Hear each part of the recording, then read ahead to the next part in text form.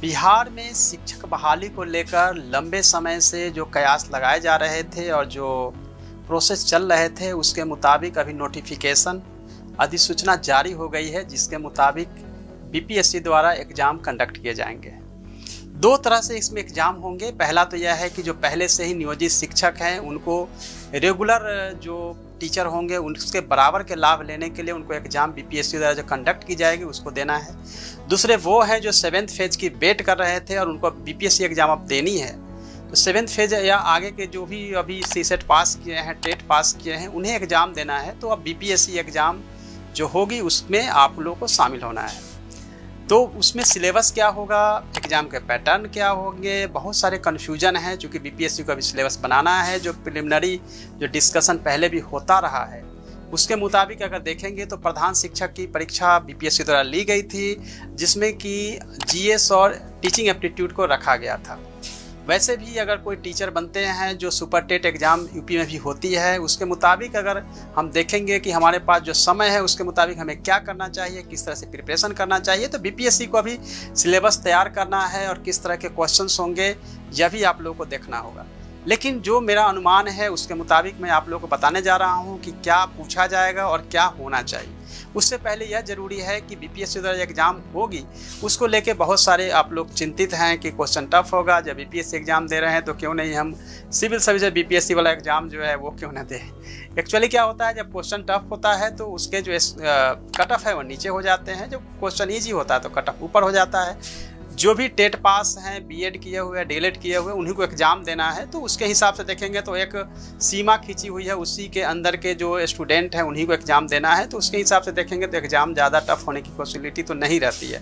आप आसानी से जो है जो खाली सीट है उस पर आप आ सकते हैं और कोई आपको दिक्कत नहीं होनी चाहिए। तो चलिए अब हम बात करते हैं कि जो अभी आपके पास समय है, दोनों के पास जो नियोजित शिक्षक हैं जिनको कि अलग से एग्ज़ाम देनी है और जो पहले से अभी शिक्षक नियोजित नहीं हो पाए, शिक्षक नहीं बन पाए हैं और डीएलएड, बीएड और टेट पास करके वेट कर रहे हैं और बीपीएससी द्वारा जो एग्ज़ाम कंडक्ट की जाएगी उसमें आपको एग्ज़ाम देना है।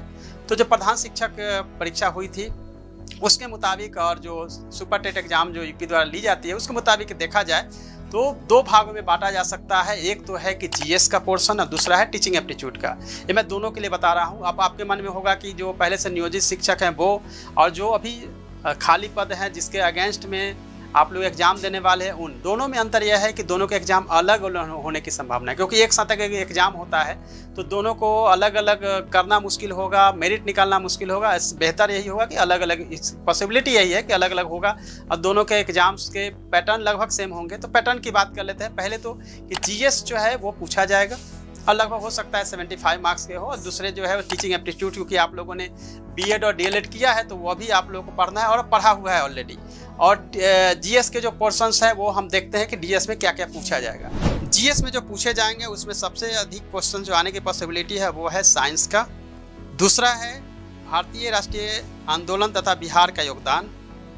तीसरा है ज्योग्राफी, जिसमें कि इंडिया और वर्ल्ड दोनों के ही ज्योग्राफी से क्वेश्चन होंगे।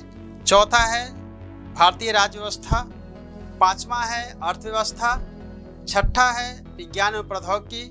सातवां है समसामयिकी करंट अफेयर्स। आठवां है बिहार स्पेशल। तो जीएस में यह 10 सेक्शन है जहां से क्वेश्चन पूछे जा सकते हैं। इसके अलावे जो सेक्शंस हैं उसमें मैथ और रीजनिंग यानी कि उससे भी क्वेश्चन पूछे जाएंगे।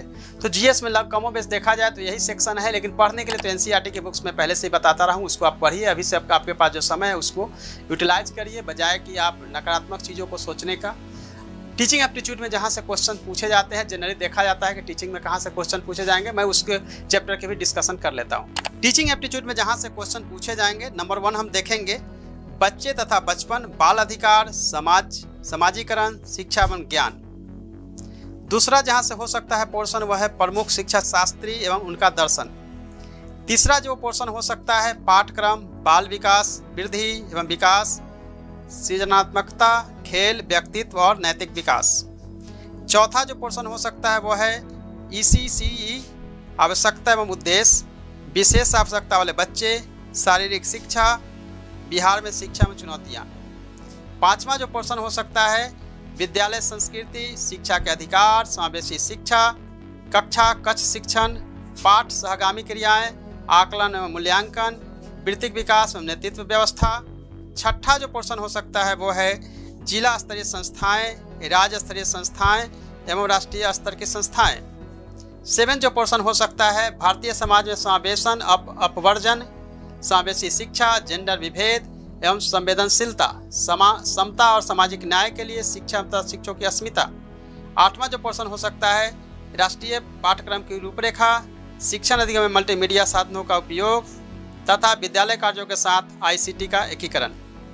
टीचिंग एप्टीट्यूड में ये 8 पोर्शन जो मैं आपको बता रहा था, इसके अलावा भी जो अभी आपने BEd या DLED करते समय पढ़ा होगा टीचिंग एप्टीट्यूड, बस वहीं से क्वेश्चंस आएंगे, लेकिन चूंकि ऑब्जेक्टिव टाइप के क्वेश्चंस होंगे इसीलिए आपको पहले से ही रेडी होकर तैयारी करने की ज़रूरत है, क्योंकि अच्छे शिक्षक होने के लिए आपको कड़ी मेहनत करनी पड़ेगी और कई फेज से आपको गुजरना पड़ेगा। यानी कि समझिए कि बहुत सारे एग्जाम्स देने पड़ रहे हैं, तो आपको एग्ज़ाम देना होगा और फिर आप सक्सेस होंगे तो एक अच्छे शिक्षक बनेंगे, क्योंकि शिक्षक की क्वालिटी और शिक्षण की क्वालिटी का ज़रूरी है कि एग्ज़ाम जो है वो करे हो रहे हैं। ऑल द बेस्ट सभी को। आप सभी इसी लाइन पे आप लोग तैयारी करिए ताकि आपकी तैयारी जो है मैक्सिमम हो चुकी होगी, नोटिफिकेशन आएगी, समय बहुत कम होगा तो इसमें आपको समय कम मिल पाएगा। अभी से आप लोग तैयारी करिए।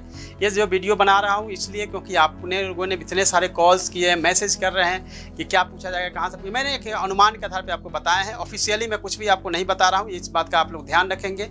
अनऑफिशियली है, ऑफिशियली जब आएगी तो मैं आपको बताऊँगा। धन्यवाद, थैंक यू सो मच।